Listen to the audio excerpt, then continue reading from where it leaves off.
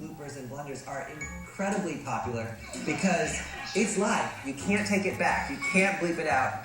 Anything can happen. You know, I'm a little wet, but it's okay.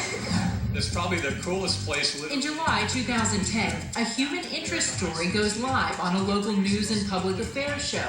David Nazar is standing by with a really cool artist. David? A report goes to a fair where there's a very talented ice carving artist working on a piece. Right now we're joined by Roland Hernandez, the Iceman, the artist himself. Roland, how are you? Immediately I know something is happening to this ice sculpture. Something has to happen. Now, can I take a closer look at this? Because why is this your oh my God. I am so sorry. I'm so sorry. Dude, are you serious? If that was me and that was my ice sculpture, I'm shutting it down. I'm tired of guys like this. I'm out of here. somebody's going down or getting a chisel in the kneecap. We'll get this taken care of. Anyway, with a smile on my face, we'll send it back to you, Ed and Ann. The bumbling report is posted by a viewer and goes viral.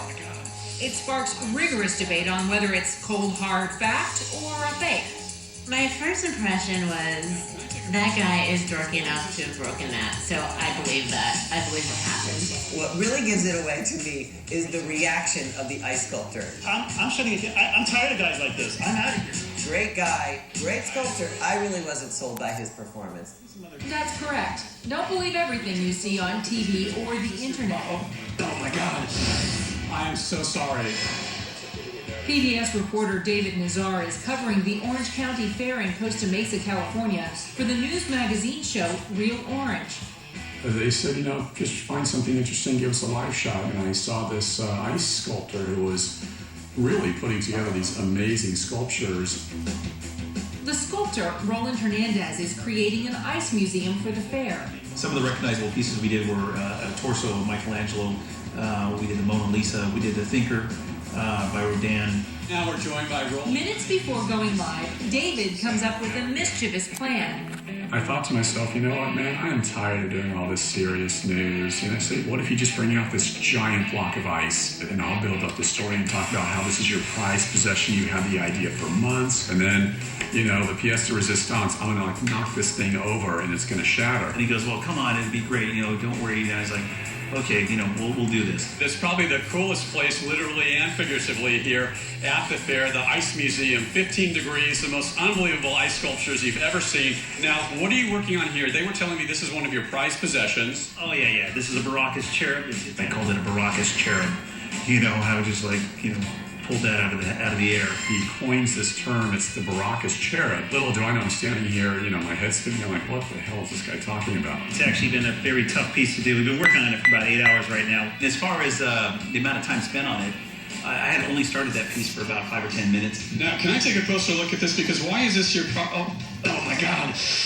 I am so sorry. I'm so sorry. It went over perfectly. It was the perfect hit, and it just splattered. I'm so sorry. It was just an accident. We'll talk to management. I'm shutting it down. I'm tired of guys like this. I remember my producer, Maria, was out there at the time.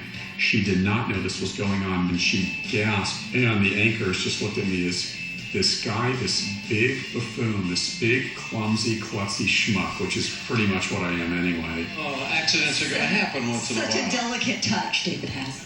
The station doesn't fess up about the prank, and within days, the local story goes global. People wondered, is it real, is it not real? And that's, I believe, what made it so viral so quickly.